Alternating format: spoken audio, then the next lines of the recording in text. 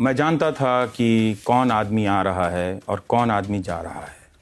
जो पत्रकारिता या जितनी भी पत्रकारिता हम कर सके जब एनडीटीवी डॉक्टर रॉय के पास था, और हम लोगों ने बहुत लिमिटेड रिसोर्स से, बहुत तरह के चैलेंजेस से जो हम कर पाए, जो आ रहा था उसके पास मुझे पता था कि पैसा तो बहुत है मगर वो सवाल पूछने की हिम्मत नहीं कर सकता है। लेकिन अगर आप कंटेंट उनका देखें तो उससे बहुत साफ हो जाता है कि ये मीडिया दो मास्टर को सर्व करने के लिए आया है। एक मास्टर जो उसको ओन करता है और एक मास्टर जो पॉलिटिकल मास्टर हैं एक तरह से। बाद में कई एंकरों ने उससे छोड़ा भी, तो मुझे कोई शक नहीं था कि ये कौन है, who is he.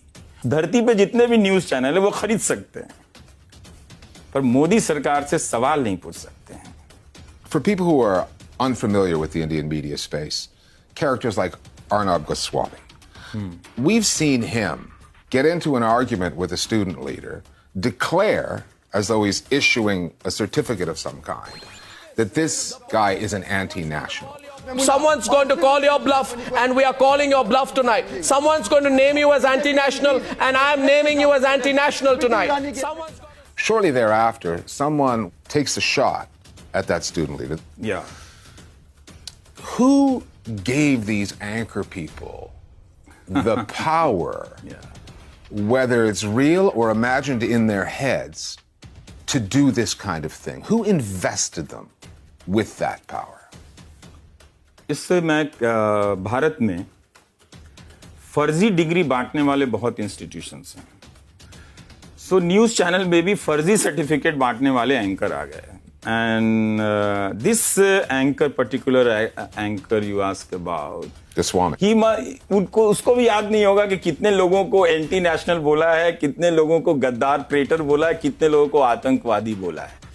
Supreme court के बहुत सारे ऑर्डर हैं जिसमें इस तरह के मीडिया को क्रिटिसाइज किया है कोर्ट ने कि वो कम्युनलाइज कर रहा है, वो हेट को स्प्रेड कर रहा है। लेकिन आप जब भी रिचर्ड क्वेश्चन करेंगे इस इंडियन मीडिया को, वो आके कहेगा कि आपने इंडिया को क्रिटिसाइज कर दिया।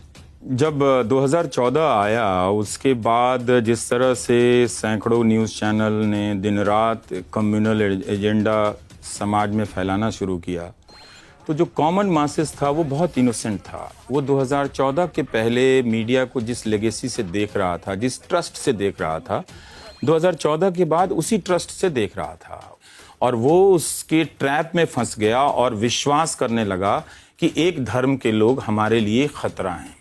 तो ये काम सरकार अपनी ज़बान से नहीं बोल सकती थी क्योंकि बहुत सारे लिमिटेशंस हैं। तो जो काम सरकार ऑफिशियली नहीं कर सकती थी वो काम न्यूज़ चैनल करने लगे और वो प्रोवोक करने लगे लोगों को। So what you're saying is, in a way, the news media are saying the government's quiet part out loud. Yeah. So वो एक तरह से सरोगेट पेरेंट्स कोई और है और ओनर कोई और है उसका। Members of the Prime Minister's party, the BJP, and those who support the party take issue with your journalism. They say that everything's bad in your eyes. हमें उस मेज़ पर आना पड़ेगा और अपने आप को बताना पड़ेगा कि ये मीडिया एक समस्या है इस देश के लिए। और दिस मीडिया, ये जो मीडिया है इसका संबंध सिर्फ एक सरकार से नहीं है। अब इंडिया में न्यूट्रल कोई ऐसा गवर्नमेंट न्यूट्रल मीडिया नहीं है। स्टेट्स में भी गवर्नमेंट के अकॉर्डिंग मीडिया हो गया है। तो प्रोसेस बहुत खराब है।